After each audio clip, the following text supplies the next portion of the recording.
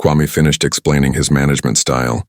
He had talked about building strong teams, about clear communication, about setting goals and supporting people to achieve them. These were things he believed in deeply. These were things he had proven he could do. Jessica wrote something on her notepad. Kwame could not see what she wrote, but he doubted it had anything to do with what he had just said. "That's great," Brad said. But his tone suggested he did not think it was great at all. "Can you give us a specific example of a project you managed? Walk us through it from start to finish." This was another standard interview question. Kwame was ready for it. "Certainly," he said. "In my previous role, I was asked to lead a project to reorganize our supply chain system. The company was losing money because of inefficiencies. Deliveries were late, inventory was not being managed properly, and customers were complaining." As Kwame spoke, Brad interrupted him. "Sorry, could you repeat that?" "The part about what was it?" "The supply chain," Kwame repeated clearly. "The system for managing supplies and deliveries." "Oh, right. Supply chain," Brad said, glancing at Jessica with a small smile. "Sorry, just wanted to make sure I understood. Continue." Kwame felt his jaw tighten slightly, but he kept his expression neutral. "I started by analyzing the existing system. I spent 2 weeks reviewing data, talking to the team members, and identifying the main problems. Then I developed a new process that would address these issues."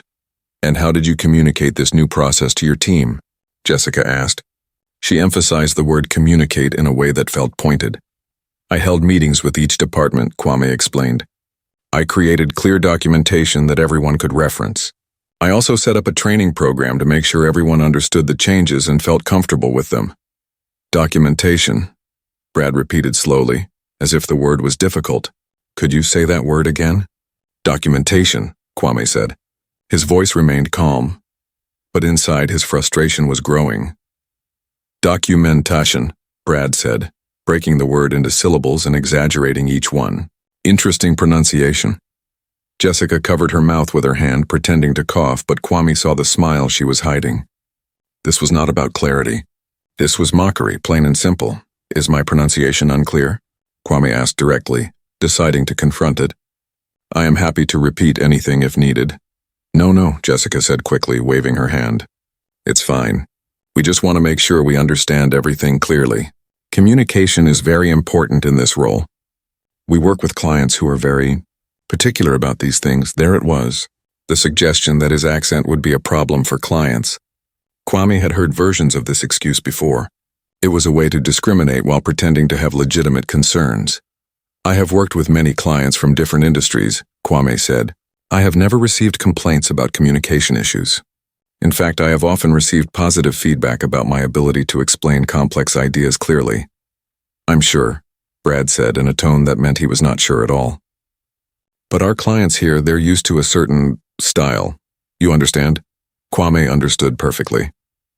He understood that these two people had already decided not to hire him the moment he opened his mouth. But he continued with the interview because he was professional, and because some part of him always hoped he might be wrong. "Tell us about a time you had to deal with a difficult team member," Jessica said. Moving to the next question, Kwame described a situation where he had to help a team member who was struggling with their performance. He explained how he had approached it with empathy, provided support and training, and helped the person improve. It was a good story, one that showed his leadership skills. But Jessica and Brad were not listening to the content. Brad was watching Kwame's mouth as he spoke, a look of barely contained amusement on his face. When Kwame used the word colleague, Brad let out a small laugh that he tried to turn into a cough. "Sorry," Brad said, not sounding sorry at all. "Something in my throat." "You were saying?" Kwame paused. He looked Brad directly in the eyes. "I was explaining how I helped my colleague improve his performance."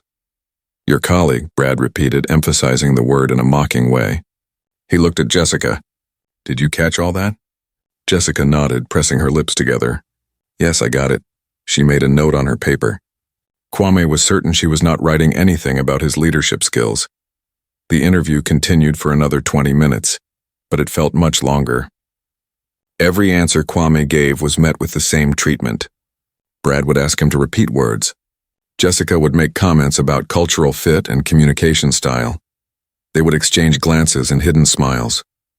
At one point, Brad asked about Kwame's experience with budget management. Kwame explained that he had managed budgets of over $10 million, ensuring projects stayed within financial constraints while meeting objectives. 10 million? Brad said, his eyebrows shooting up. That's a lot of zeros. You're comfortable working with American currency, right? All those dollars and cents? The question was insulting. Kwame had a PhD in engineering and an MBA. He had worked for multinational corporations, but Brad was talking to him like he might not understand basic currency. Yes, Kwame said simply. I am very comfortable with financial management in any currency. Good, Brad said, making an exaggerated note on his paper. Just checking. Want to make sure there are no surprises. Jessica looked at her watch. I think we have most of what we need, she said. Do you have any questions for us? This was typically the part of an interview where the candidate could learn more about the company and the role. But Kwame already knew everything he needed to know about this place. Still, he asked a few professional questions. What would success look like in this role? What are the biggest challenges the department is facing? How does this position fit into the company's growth plans? Jessica and Brad gave vague, brief answers. They were clearly ready for the interview to end. They had already made up their minds. Finally, Jessica closed her folder. Well, thank you for coming in, Kwame. We have several other candidates to interview. We'll be making our decision within the next week or so. We'll be in touch. Her tone made it clear that they would not be in touch. This was the standard, polite rejection. Kwame had heard it before. He stood up and shook both of their hands again. Thank you for your time, he said. I appreciate the opportunity to meet with you. Of course, Brad said. Best of luck with your job search. The way he said job search made it sound like Kwame must be desperate for any job, rather than someone carefully selecting the right opportunity. Jessica led Kwame back down the hallway to the lobby. She did not make small talk. When they reached the reception area, she gave him a quick, fake smile. Someone will show you out, she said, then turned and walked away quickly, her heels clicking on the marble floor. Kwame did not need anyone to show him out. He knew the way. He walked through the lobby, past the expensive furniture and modern art, and pushed through the revolving door back into the cold Chicago air. He walked to his car slowly. His briefcase felt heavy in his hand. When he reached his car, he sat in the driver's seat but did not start the engine. He just sat there for a moment, staring at the steering wheel. This was not the first time this had happened. It probably would not be the last. Being brilliant did not protect him from this. Having degrees from the best universities did not protect him. Years of proven success did not protect him. Kwame thought about his parents back in Lagos. They had sacrificed so much to give him opportunities. They believed education was the great equalizer, that merit and hard work would always win in the end. He wished that were true. He wished that all it took was being good at your job. But he knew better. He had learned through experience that some people would never see past his accent or his skin color. To them, he would always be less than, no matter what he achieved. Back inside the building, Jessica and Brad walked together toward their office. The moment they were alone in the elevator, Brad started laughing. Where do they even find these people? Brad said, shaking his head. I know, Jessica replied, smiling now that the professional mask was off. Could you even understand half of what he was saying? Documentation, Brad said again in an exaggerated accent, and they both laughed. How did your interview go? Someone asked. Oh, it was interesting, Jessica said with a meaningful look. Very interesting. Brad started to mimic Kwame's accent, repeating phrases from the interview in a cruel imitation. Several people in the break room looked uncomfortable, but a few laughed along. What none of them noticed was Sarah Chen, the HR manager, standing just outside the break room door. She had come to get coffee but had stopped when she heard the laughter and the mocking voices. Sarah's face was tight with disapproval. She stood there for a moment listening, making sure she understood what she was hearing. Then she quietly turned and walked back to her office. She sat at her desk and opened her computer. She began typing notes about what she had just witnessed. Sarah had suspected for a while that Jessica and Brad had biases in their hiring practices. She had noticed patterns in who they rejected and who they advanced. But this was the first time. Kwame finished explaining his management style. He had talked about building strong teams, about clear communication, about setting goals and supporting people to achieve them. These were things he believed in deeply.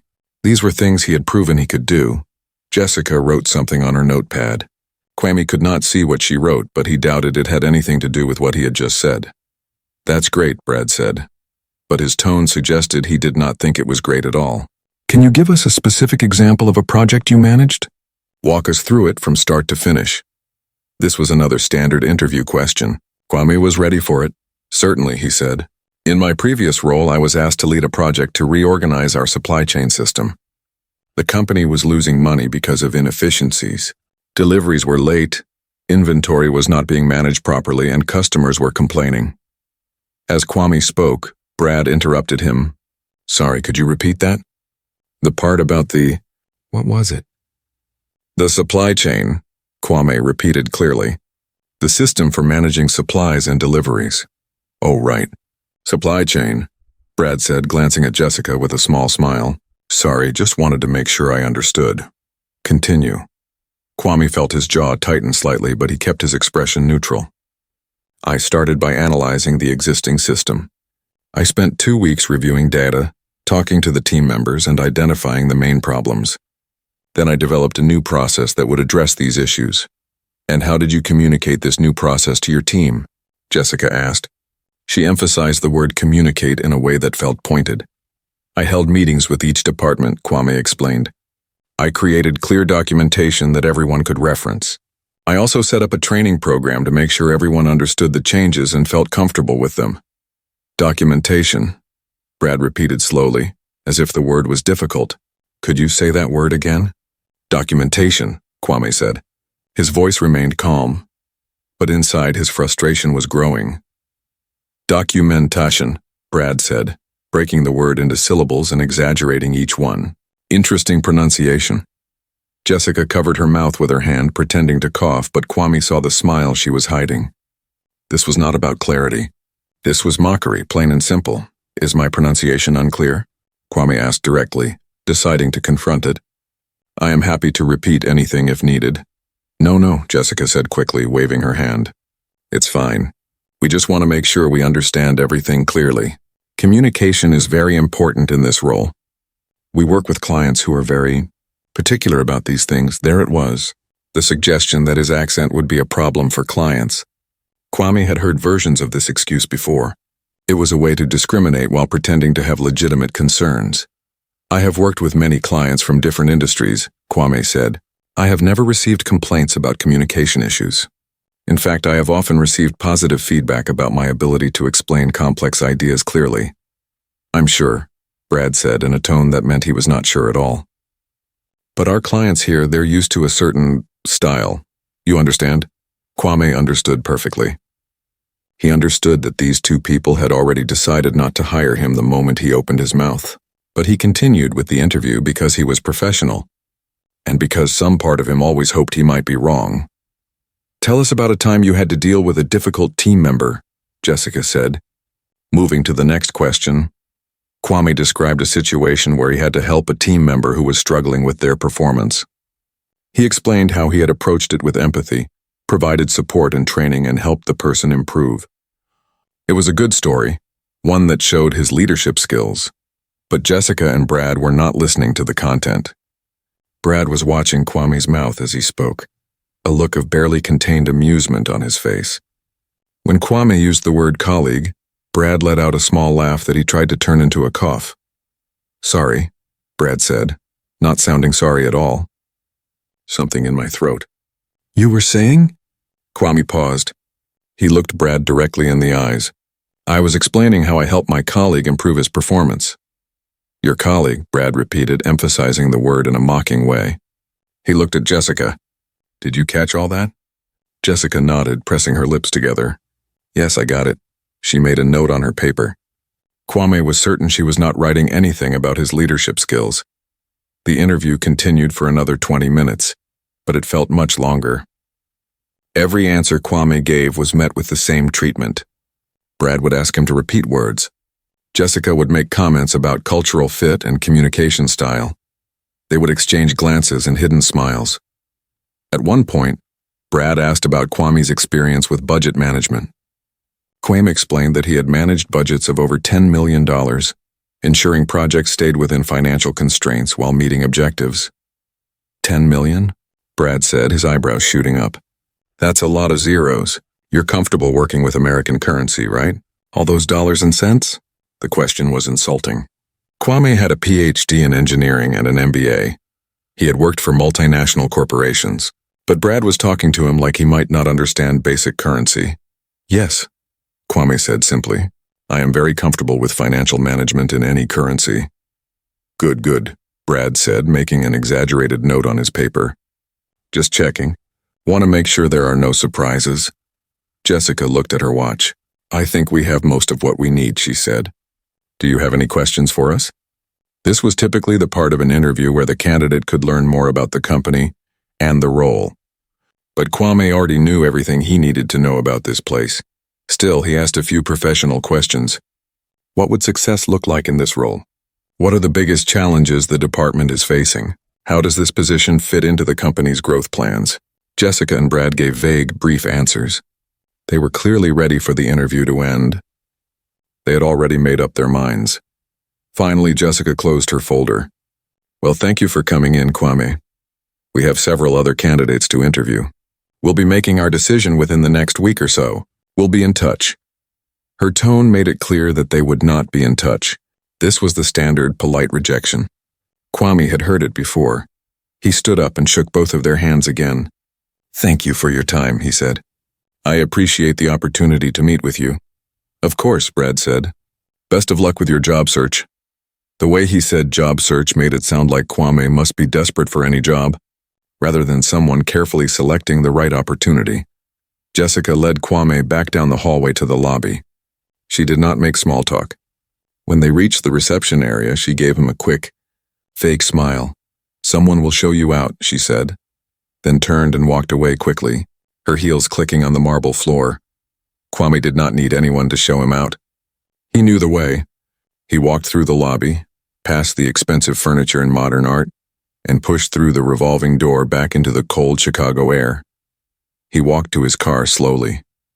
His briefcase felt heavy in his hand. When he reached his car, he sat in the driver's seat but did not start the engine.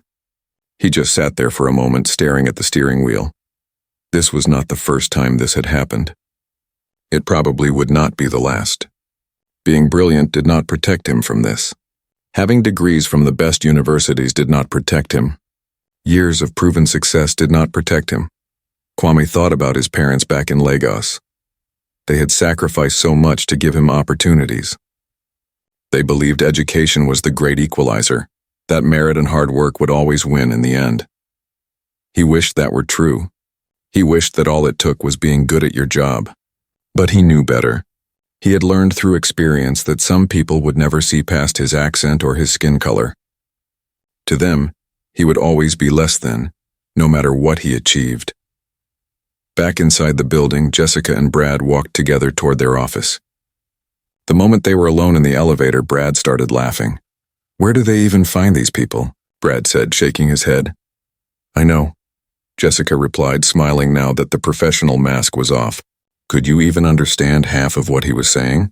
Documentation, Brad said again in an exaggerated accent, and they both laughed. How did your interview go? Someone asked. Oh, it was interesting, Jessica said with a meaningful look. Very interesting.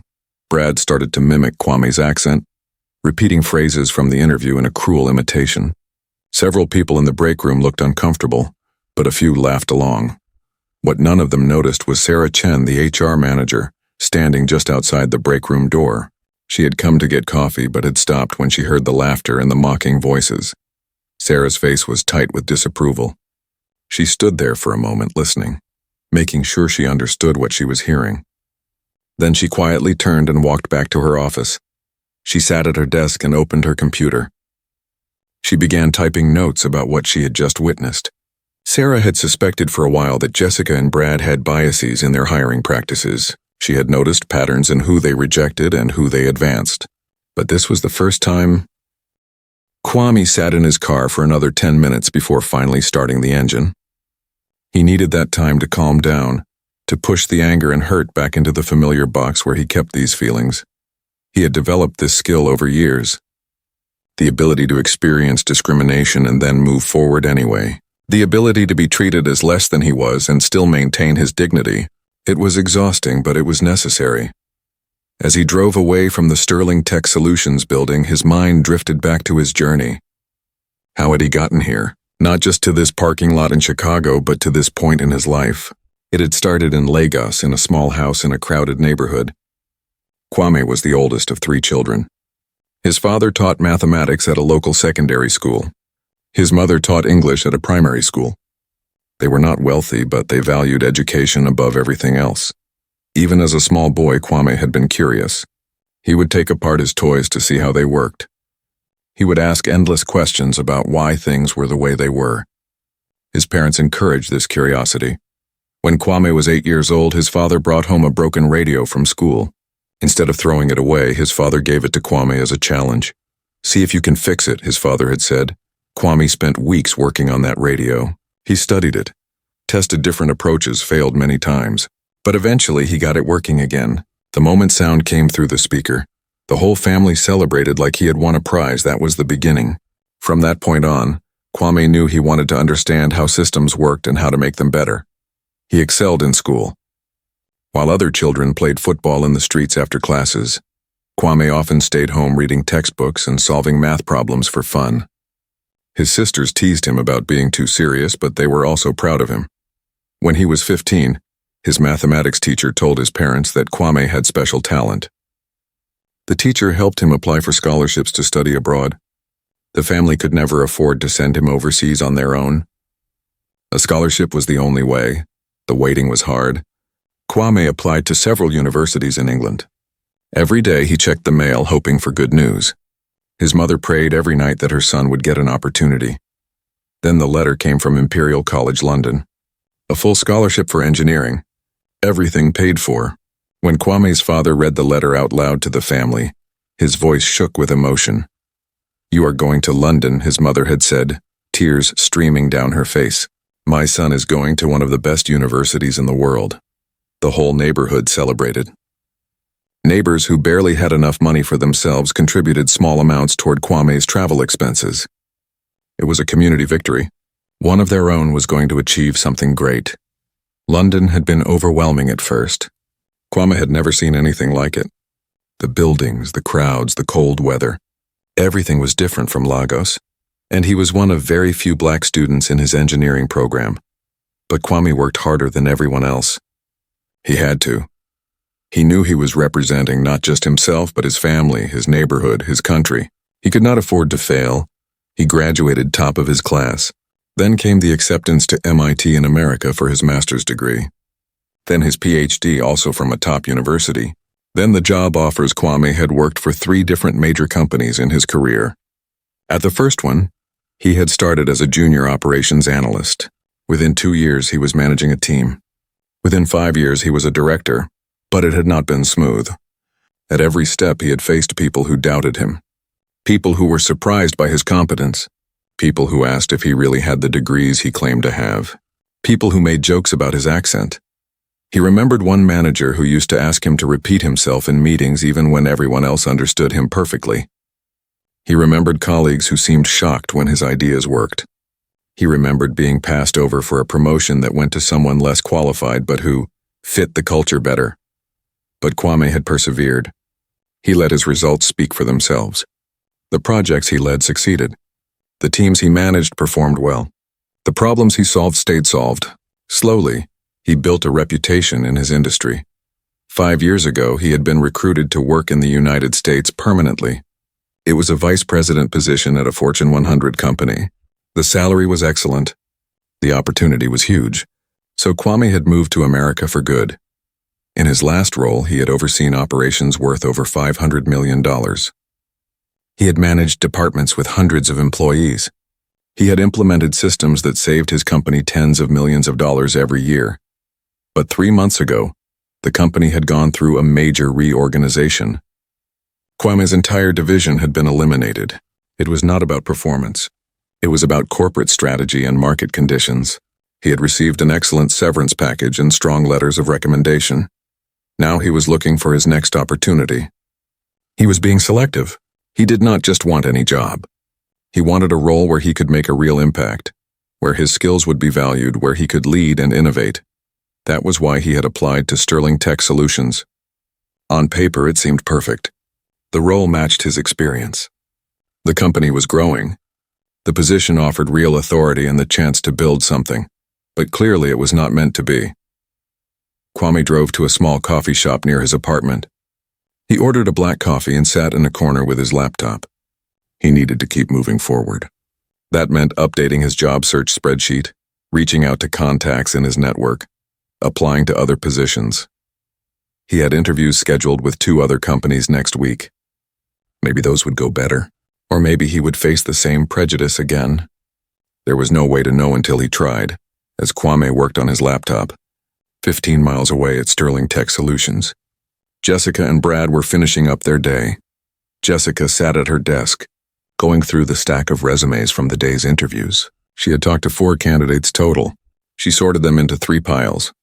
Strong yes, maybe, and no. Kwame's resume went into the no pile without hesitation. She did not even read through it completely. She had made her decision during the interview. Actually, if she was honest with herself, she had made her decision the moment he started speaking. Jessica wrote her assessment in the company's hiring system. Candidate has communication concerns that would impact client relationships. Cultural fit is questionable. Would not recommend for this position or future positions. Brad did the same on his computer. His notes were similar. Strong accent makes communication difficult. Not suitable for client-facing role. Reject. Neither of them thought twice about it. To them, this was just another interview, just another candidate who was not right for the company. They finished their paperwork and went home for the evening. But that night, someone else was working late at Sterling Tech Solutions. Michael Sterling, the CEO and founder of the company, was in his office on the top floor.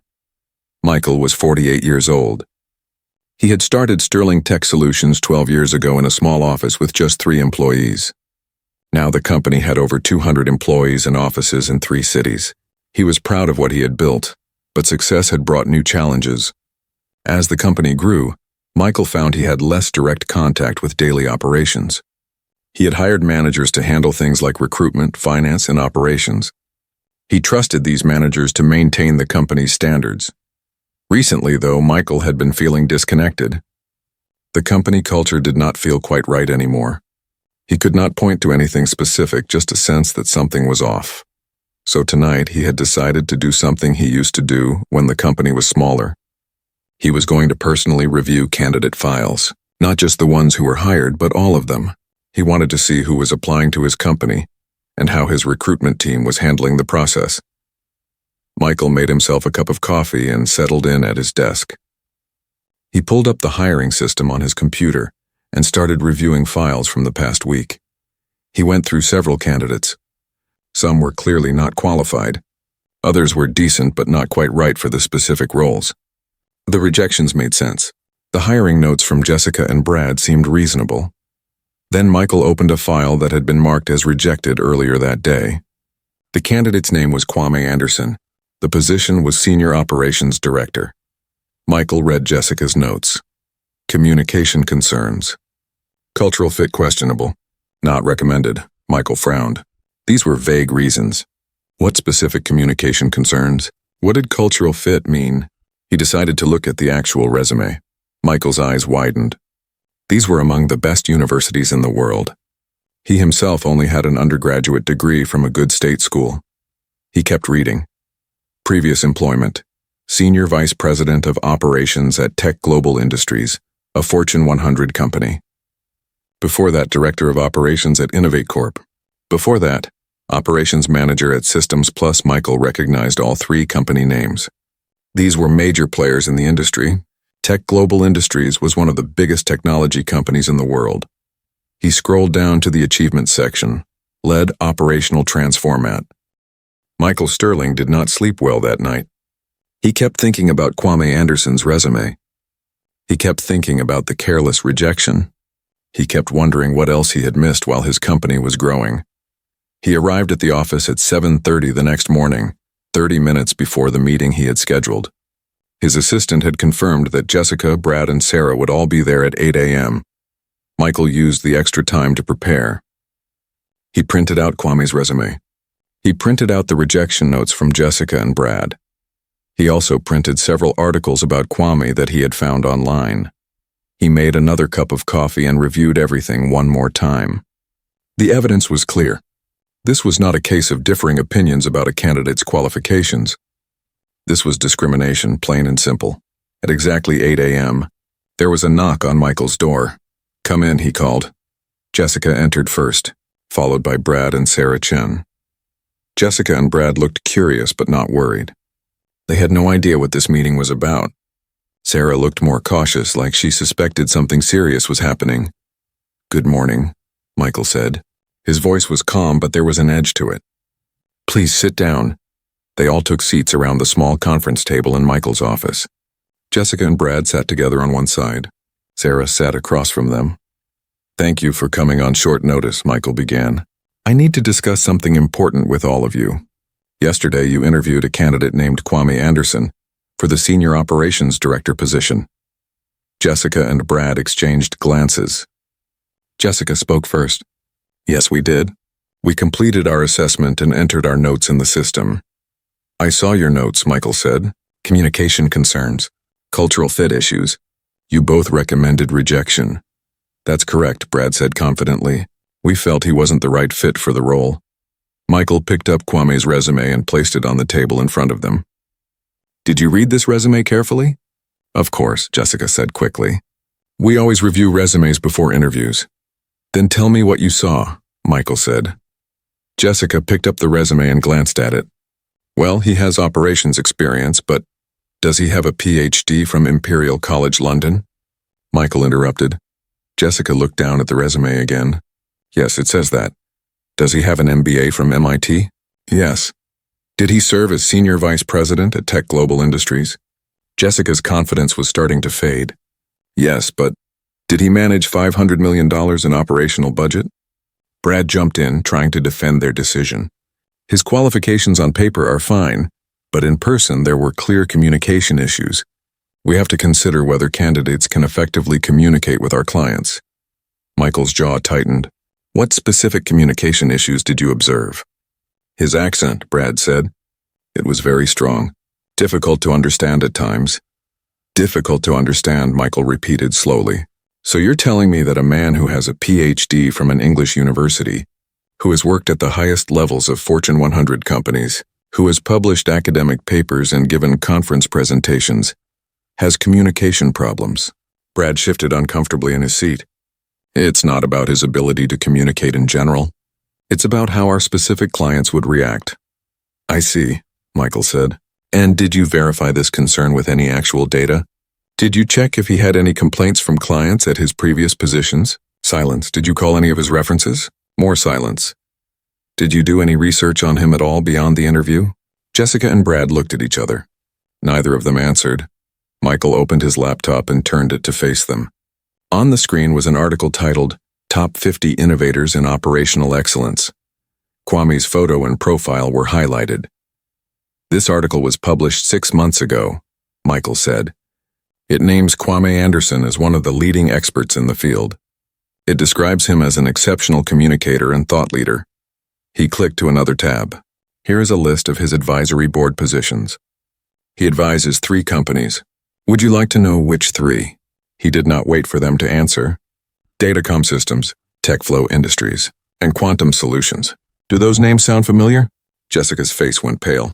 Brad's mouth opened slightly, but no words came out. Those are 3 of our top 5 clients, Michael said, his voice hard now. This man, the one you rejected because of his accent, has direct influence over companies that provide millions of dollars in revenue to us. Sarah Chen, who had been quiet until now, spoke up. Mr. Sterling, there's something else you should know. Michael turned to her. Go ahead, Sarah. Sarah took a breath. Yesterday afternoon after the interview, I overheard Jessica and Brad in the break room. They were mocking Mr. Anderson's accent. They were imitating how he spoke and laughing about it. Several other employees were present. Jessica's eyes went wide. That's not, we were just, are you denying it? Sarah asked directly. Jessica closed her mouth. Brad looked down at his hands. Michael felt the anger he had been controlling start to rise. You mocked him. You didn't just reject a qualified candidate because of prejudice. You openly mocked him to other employees. It wasn't like that, Brad tried to explain. We were just blowing off steam. It was just talk. Just talk, Michael repeated. Sarah, do we have policies against discrimination and harassment in this company? Yes, we do, Sarah confirmed. Very clear policies that all employees sign when they're hired. And does this behavior violate those policies? Absolutely, Sarah said. This is clear discrimination based on national origin and ethnicity. The mockery could be considered harassment. Michael turned back to Jessica and Brad. Do you understand what you've done? You've discriminated against a candidate. You've potentially damaged this company's reputation. You've created a hostile work environment, and you've cost us the opportunity to hire someone who could have been a tremendous asset. Jessica tried one more defense. We made a judgment call based on our experience. We've hired many successful candidates before. Sometimes people just aren't right for the company culture. Company culture, Michael said, his voice rising slightly.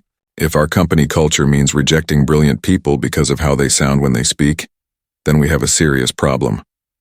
If our company culture includes mocking people behind their backs, then we have failed. He stood up and walked to the window, looking out over the city. He needed a moment to compose himself before he said something he would regret. After a long silence, he turned back to them. Jessica, Brad, you're both suspended effective immediately. Suspension with pay, pending a full investigation. Sarah, I want you to conduct a comprehensive review of all hiring decisions made in the past year. Look for patterns.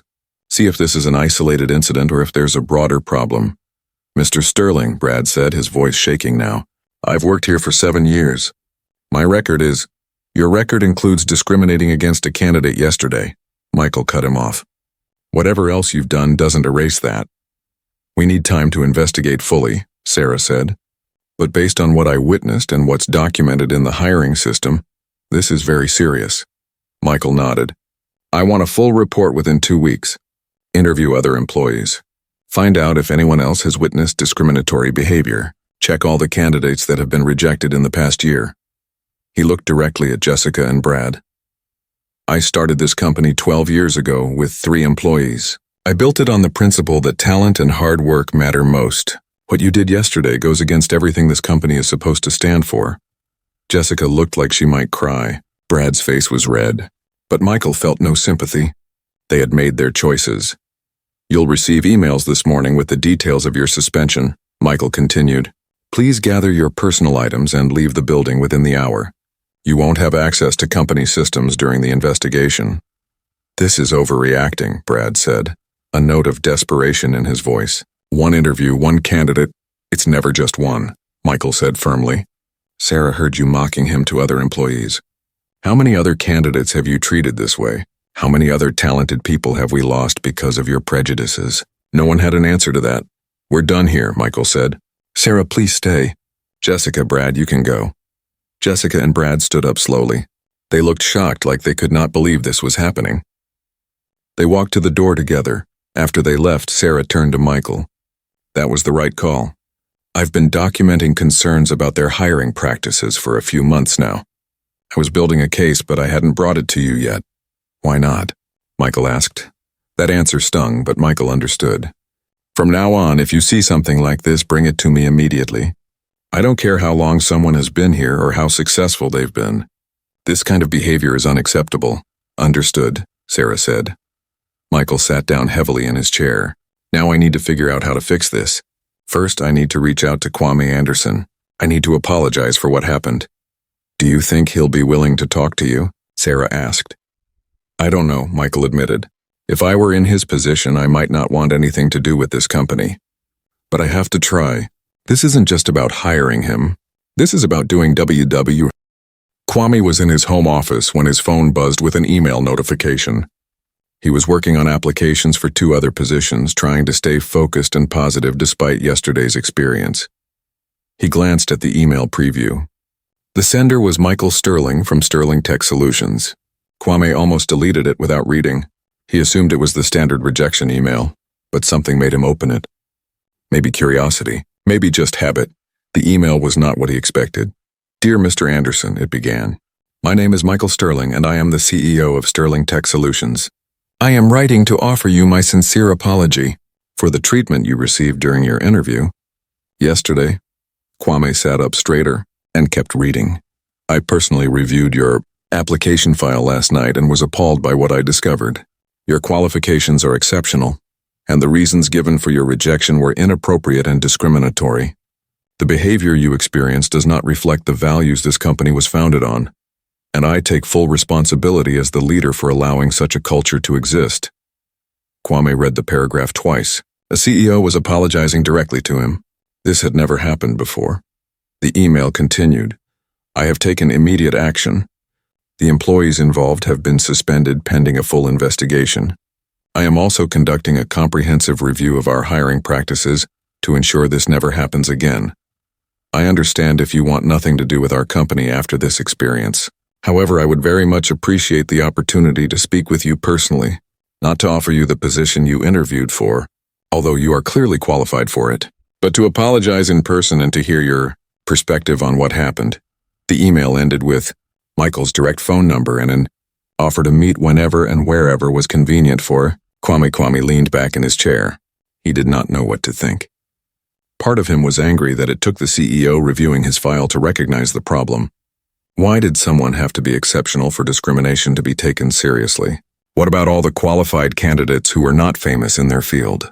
But another part of him was surprised and somewhat impressed. Most companies just sent standard rejection emails. Most CEOs never knew or cared about individual hiring decisions. Michael Sterling had noticed, had investigated, and had taken action. Kwame read the email one more time. Then he picked up his phone and dialed the number Michael had provided. Michael answered on the second ring. "This is Michael Sterling. Mr. Sterling, this is Kwame Anderson. I just received your email." There was a brief pause. "Mr. Anderson, thank you for calling. I honestly wasn't sure if you would." "I almost didn't," Kwame admitted. "I was surprised by your email." "I imagine you were," Michael said. "And I imagine you've experienced this kind of treatment before, which makes it even worse. I'm truly sorry for what happened."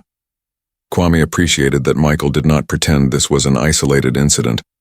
"Yes, I have experienced it before. Many times. I can't change what happened yesterday," Michael said, "but I can tell you that I'm committed to changing this company.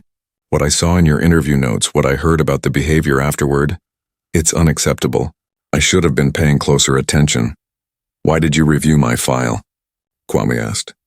"Do you review all rejected candidates?" "I decided to start," Michael explained. "I've been feeling disconnected from the hiring process as the company has grown, so I decided to review files personally again, like I used to do when we were smaller. Yours was one of the first I looked at." "And if you hadn't looked at it?" Michael was quiet for a moment. "Then you would have been rejected and I would have never known about it." "Which is exactly the problem. That's why I'm implementing changes immediately." Kwame could hear the sincerity in Michael's voice. This was not a corporate speech. This was someone genuinely troubled by what had happened. "You mentioned in your email that you wanted to meet," Kwame said. "What would be the purpose of that meeting?" "To apologize in person," Michael said immediately. "To hear your perspective, and if you're willing, to discuss how we can do better. Your experience and insight could help us fix the problems in our system." "You want my advice on your company's problems?" Kwame asked. There was no bitterness in his voice, just genuine surprise. "Yes," Michael said simply. "You've worked at the highest levels of major corporations. You've clearly faced discrimination multiple times and found ways to succeed despite it. I need to understand how to build a company where talented people are judged on their merit, not on their accent or appearance." Kwame thought about it. He was hesitant. Being involved with Sterling Tech Solutions felt risky, but he was also tired of walking away from these situations without trying to make things better. "All right," Kwame said finally. "I'll meet with you, but not at your office. Somewhere neutral." "Of course," Michael agreed immediately. "Wherever you're comfortable." They arranged to meet at a quiet coffee shop near Kwame's apartment the following afternoon. After they hung up, Kwame sat thinking about the conversation. He did not know if anything would truly change at Sterling Tech Solutions. He had seen companies promise change before and then do nothing, but at least Michael Sterling seemed willing to try. Meanwhile, back at Sterling Tech Solutions, word was spreading quickly about what had happened. Jessica and Brad had been escorted out of the building that morning. Employees were confused and concerned. Sarah Chen had begun her investigation. She sent out an email to all employees asking them to participate in confidential interviews about the company's hiring practices and workplace culture. By lunchtime, several employees had already reached out to Sarah privately. They had stories to share. One woman, a software developer named Maria, told Sarah about her own interview 2 years ago. Jessica had asked her multiple times where she was really from, even after Maria said she was from Illinois. Jessica had seemed disappointed that Maria's family was from Mexico, as if that somehow mattered for a technical position. Another employee, James, who was black, described how Brad had once commented that he spoke well for someone from his background. James had been so shocked that he had not known how to respond. He had just laughed it off, but it had bothered him ever since. A woman named Lisa described overhearing Brad making jokes about Asian names being too confusing when reviewing resumes. She had felt uncomfortable but had not reported it because Brad was senior to her, and she was worried about her job. The stories kept coming. What Michael had thought might be an isolated incident was clearly a pattern. Jessica and Brad had been discriminating against candidates for years, and their behavior had created an environment where others felt they could not speak up. Sarah compiled all of this information into a report. The evidence was overwhelming. This was not just two people making one bad decision. This was systemic discrimination that had been allowed to continue because no one in leadership was paying attention. That evening, Sarah met with Michael in his office to share what she had found. She placed a thick folder on his desk. "I've interviewed 15 employees so far," Sarah said. "I have at least 10 more scheduled for tomorrow. Every single person I've talked to has either witnessed or experienced some form of discriminatory behavior from Jessica and Brad." Michael flipped through the folder. His face grew more troubled with each page. "How did I not see this?" "You trusted your managers," Sarah said, "and they were good at hiding it." The discrimination was often subtle. A comment here, a joke there. Candidates rejected for vague reasons like culture fit. It's hard to prove any single incident, but the pattern is clear. "What's the legal exposure here?" Michael asked.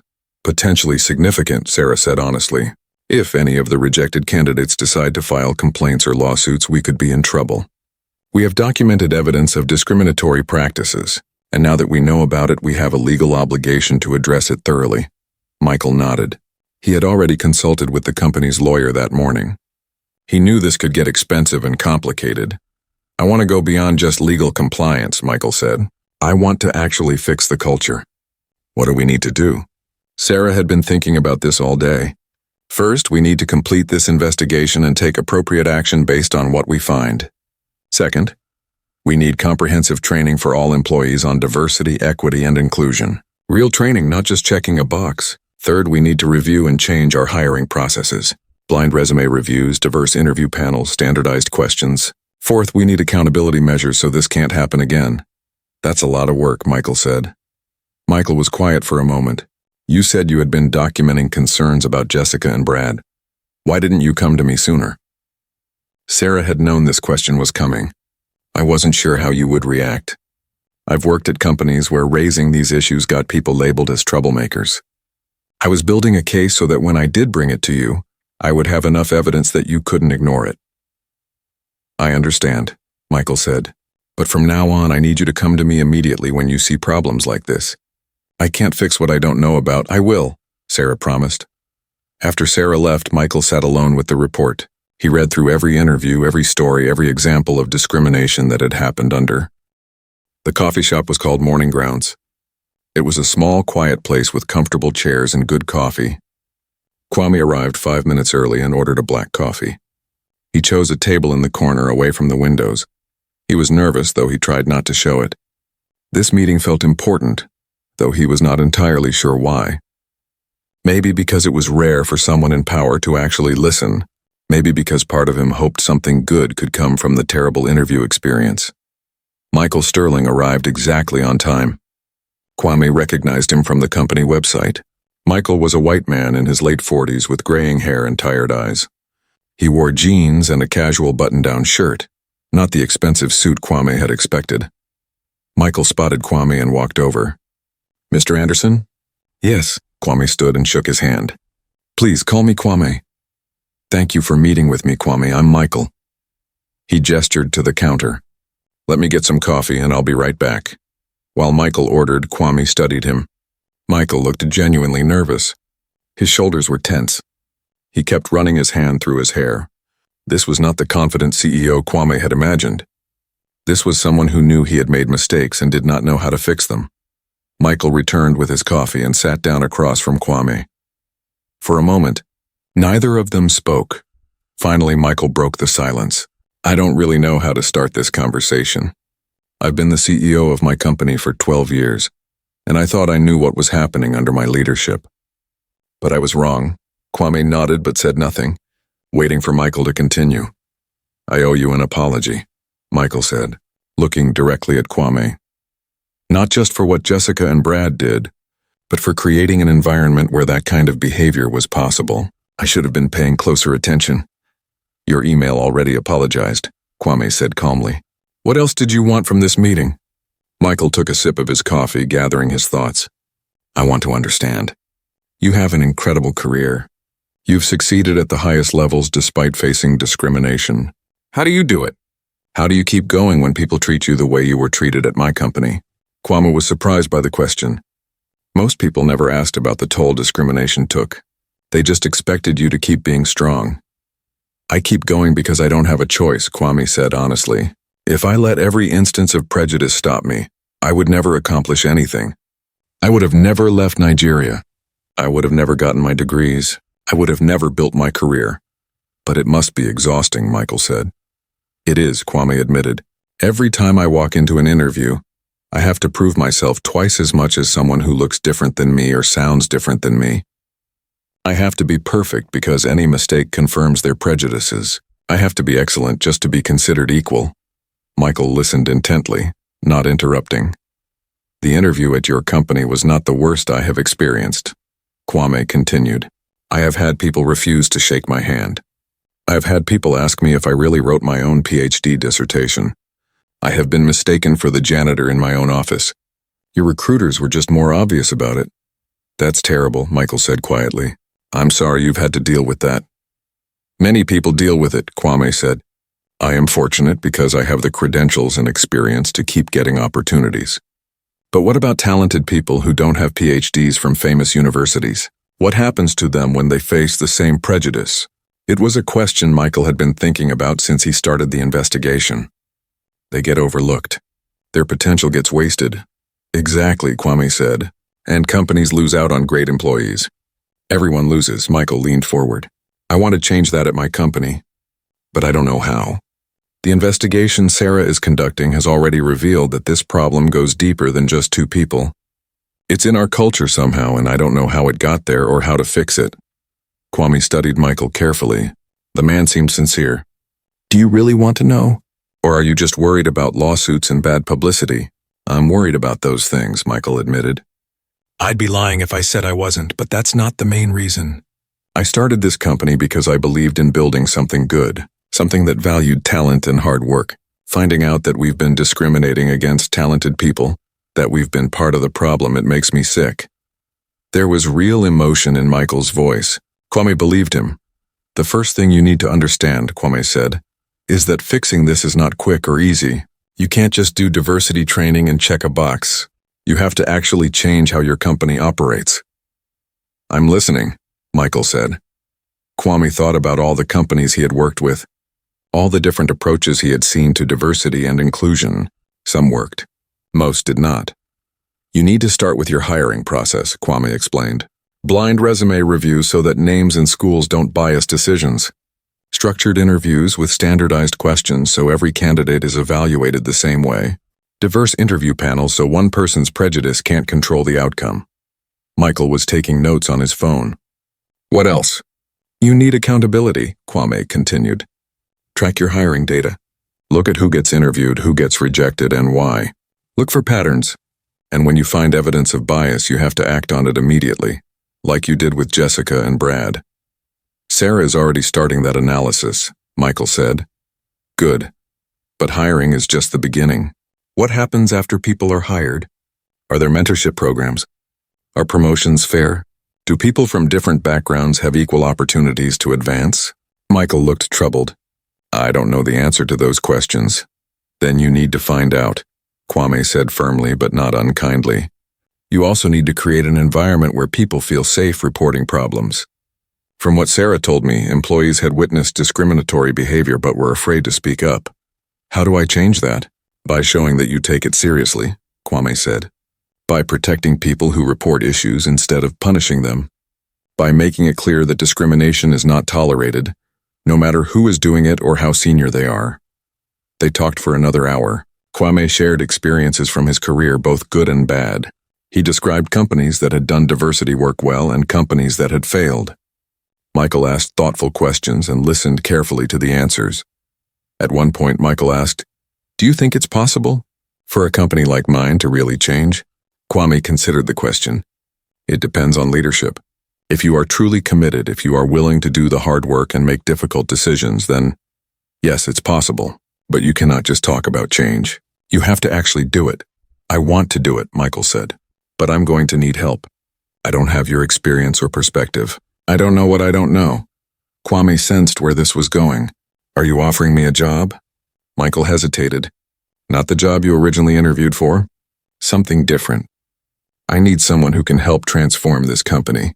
Someone who understands operations but also understands the cultural changes we need to make. You want me to work for a company that discriminated against me? Kwame asked. The question was not angry, just direct. I know how that sounds, Michael said. And I understand if the answer is no. But think about the impact you could have.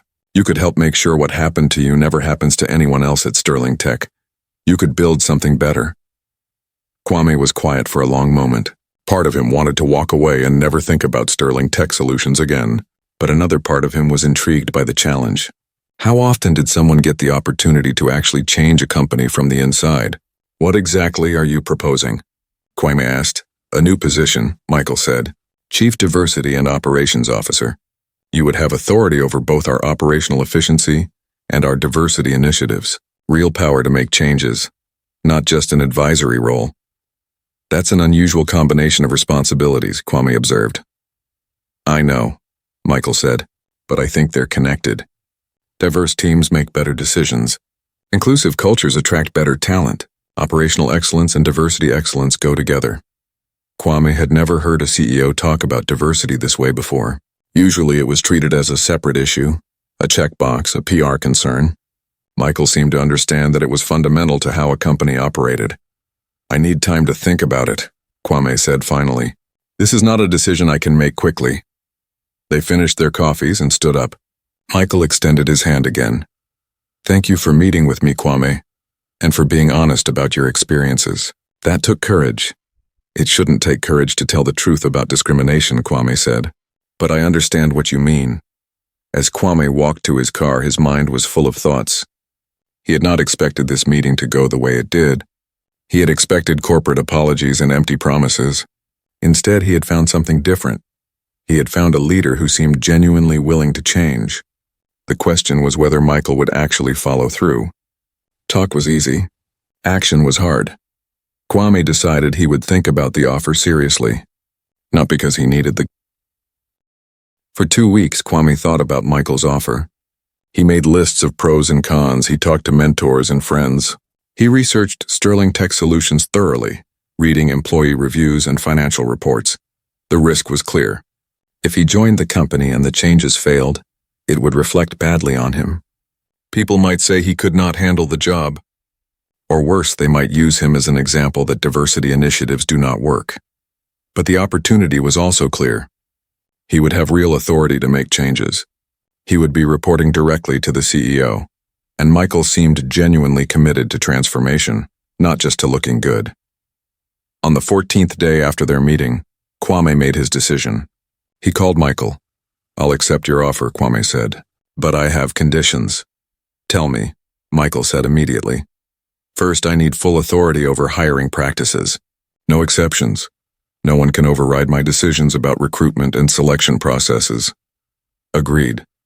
Second, I need a guaranteed budget for training and development programs. Real money, not whatever's left over at the end of the year. How much do you need? Kwame named a figure. It was substantial but not unreasonable for a company of Sterling Tech's size.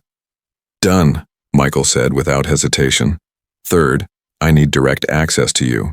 No going through layers of management. If I see a problem, I need to be able to bring it to you immediately. You'll have my direct number, Michael promised. Fourth, I need measurable goals and public accountability. We track diversity metrics, we publish them internally, and we hold managers accountable for meeting targets. I'm okay with that, Michael said. Anything else? Yes, Kwame said. If at any point I believe you're not truly committed to these changes, if I think this is just for show, I walk away, and I'll be public about why I'm leaving. There was a pause. Then Michael spoke, his voice serious. That's fair.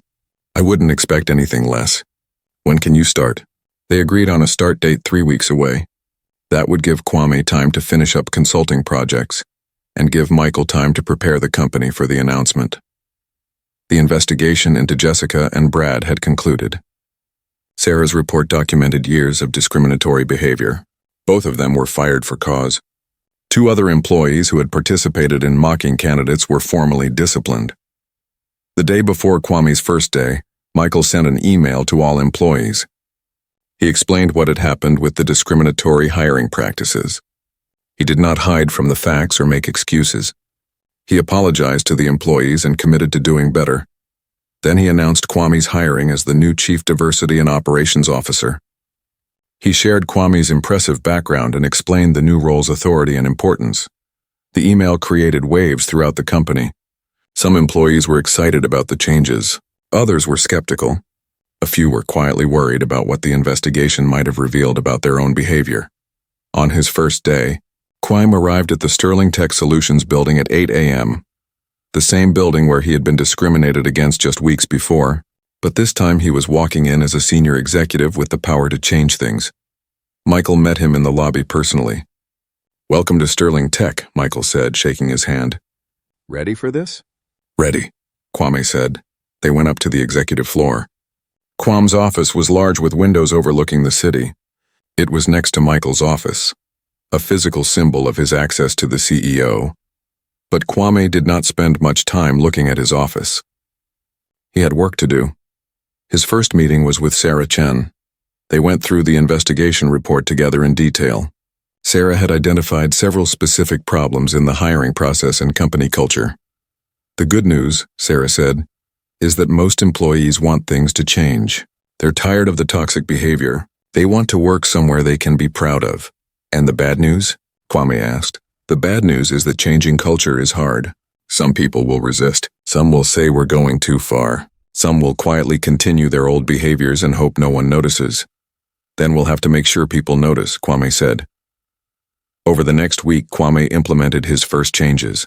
He started with the hiring process exactly as he had told Michael he would. All resumes would now go through a blind review process. Names, photos, and university names were removed before recruiters saw them. Candidates were evaluated only on their actual qualifications and experience. Interview questions were standardized. Every candidate for a position would be asked the same questions in the same order. Answers would be scored against clear criteria. Interview panels had to include at least 3 people from different backgrounds and different departments. No single person could make a hiring decision alone. These changes were not popular with everyone. Some recruiters complained that the new process was too rigid, that it did not allow them to use their judgment and experience. Kwame listened to their concerns but did not back down. Your judgment is exactly what got us into this problem, he said firmly but professionally. We're implementing systems that reduce bias. That's not negotiable. He also started mandatory training for all employees, not the usual boring compliance training that everyone slept through. He brought in experts who facilitated real discussions about bias, privilege, and inclusion. The training made some people uncomfortable. That was the point. Kwame believed that real change required people to examine their own biases and assumptions. In one training session, a manager named Tom raised his hand. I feel like we're being told that we're all racist. I've never discriminated against anyone. Kwame addressed him directly. This isn't about calling anyone racist. It's about recognizing that we all have biases, often unconscious ones. The question isn't whether you have biases. The question is whether you're willing to recognize them and work to overcome them. Tom looked skeptical but nodded. After 3 weeks, Kwame called a company-wide meeting. Everyone gathered in the large conference room. Some people attended virtually from other offices. Kwame stood at the front of the room. He could feel everyone's eyes on him. Some were curious. Some were supportive. Some were clearly waiting for him to fail. 3 weeks ago, I joined this company, Kwame began. Many of you know why. I was discriminated against during an interview here. 2 recruiters rejected me because of my accent. They mocked me behind my back. The room was completely silent. I could have walked away and never thought about Sterling Tech again, but I didn't. I chose to come here because I believe in the possibility of change, because Michael Sterling convinced me that he was serious about building something better. Kwame paused and looked around the room. But I can't do this alone. Change requires all of us. It requires you to examine your own behaviors and biases. It requires you to speak up when you see problems. It requires you to support colleagues from all backgrounds. He pulled up a slide showing the company's current diversity statistics. They were not good. The company was 78% white, 71% male in technical roles, and had almost no people of color in leadership positions. These numbers tell a story, Kwame said. They tell a story of missed opportunities and excluded talent. Over the next year, we're going to change this story. He showed the next slide with specific goals. Increase diverse hiring by 40%. Create mentorship programs for employees from underrepresented backgrounds. Ensure that promotion rates are equitable across all groups. Implement regular culture surveys to track progress. These aren't just aspirational goals, Kwame explained. These are targets that managers will be held accountable for. Diversity and inclusion will be part of everyone's performance review. A hand went up. It was Maria, the software developer who had shared her own discrimination experience with Sarah. Yes, Kwame acknowledged her. Thank you for doing this, Maria said, her voice emotional.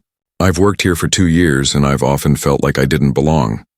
This is the first time I've felt hopeful that things might actually change. Other employees nodded in agreement. Kwame saw several people who looked relieved that someone was finally addressing problems they had witnessed or experienced. But he also saw some skeptical faces. Change was hard, and not everyone would embrace it quickly. After the meeting, employees came up to talk to Kwame. Some shared their own stories of discrimination or exclusion. Others thanked him for taking on this challenge. A few expressed concerns about the changes but promised to try. Michael stopped by. How do you feel about your first few weeks? Exhausted, Kwame admitted. But good. We're making progress. The response to your presentation was mostly positive, Michael said, but I heard some grumbling too. Change always creates resistance, Kwame said. The question is whether we let that resistance stop us or whether we push through it. We push through it, Michael said firmly. I'm committed to this, Kwame, whatever you need. After Michael left, Kwame looked out his office window at the Chicago skyline. The sun was setting, casting orange and pink light across the buildings. He thought about how different things were from just a month ago. Then he had been a candidate sitting in the waiting room downstairs about to face discrimination. Now he was an executive with the power to make sure that never happened to anyone else. The work ahead was enormous. Changing company culture took years. 6 months passed quickly. Kwame worked harder than he had ever worked before. The challenge of transforming Sterling Tech Solutions consumed him, but in a good way. Every day brought new problems to solve and new opportunities to make progress. The changes he implemented started showing results. The new blind resume review process meant that candidates were judged on qualifications, not names or backgrounds. The diverse interview panels caught biases that might have gone unnoticed before. In the first quarter under the new system, Sterling Tech interviewed 60% more diverse candidates than in the entire previous year. The quality of hires improved too. Managers reported that the structured interview process helped them identify truly skilled candidates, rather than people who just interviewed well. But it was not all smooth. Some longtime employees struggled with the changes. A few quit, saying the company was becoming too politically correct. Kwame did not try to stop them. If people could not work in an inclusive environment, they were not right for Sterling Tech anymore. One morning, Michael called Kwame into his office. I have some news, Michael said, smiling. TechFlow Industries just signed a major contract with us. $3 million over 2 years. Kwame was pleased but surprised. TechFlow was one of the companies he had previously advised. That's excellent. What made them choose us? You, Michael said simply. Their CEO specifically asked if you were still with the company. When I said you were our Chief Diversity and Operations Officer, he said that gave him confidence in our direction. He wants to work with companies that take these issues seriously. Kwame sat back in his chair. His reputation had directly brought business to Sterling Tech, the same reputation that Jessica and Brad had dismissed as irrelevant. That's not the only good news, Michael continued. 2 other clients have reached out asking about our diversity initiatives. They want to know how we did it. Apparently, word is spreading in the industry that Sterling Tech is changing its culture, and companies are interested. So doing the right thing is also good for business, Kwame observed. Exactly, Michael said, which is what I should have understood years ago. The following week, Kwame held his second company-wide meeting. The difference from the first one was striking. People seemed more relaxed, more engaged. The skeptical faces from 6 months ago now showed cautious optimism. Kwame showed slides with data. Employee satisfaction scores had increased by 25%. Turnover was down. Applications to open positions had tripled, and the quality of applicants had improved significantly. These numbers tell us we're moving in the right direction, Kwame explained. But numbers only tell part of the story. The real question is whether people feel like Sterling Tech is a better place to work. He invited employees to share their experiences. Several people spoke up. Maria, the software developer, went first. 6 months ago, I was seriously considering leaving. I loved my work but didn't feel valued. Now I'm on a project team that actually listens to my ideas. I have a mentor who is helping me advance my career. I feel like I belong here. James, the black employee who had been told he spoke well, shared next. I've worked at a lot of tech companies. Most of them talk about diversity but don't do anything real about it. Here I see actual change happening. It's not perfect, but it's real. A young woman named Sophie spoke about being a new hire. I interviewed at several companies before joining Sterling Tech.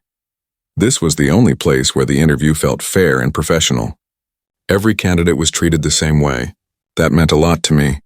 Not all the feedback was positive. One manager named Robert expressed frustration.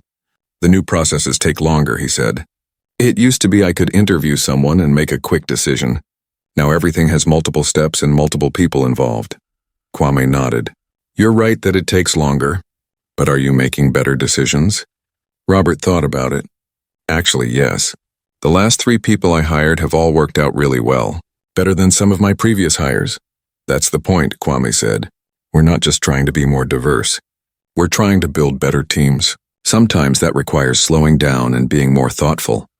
After the meeting, Kwame returned to his office. He found Sarah Chen waiting for him with a big smile on her face. I have something to show you, Sarah said.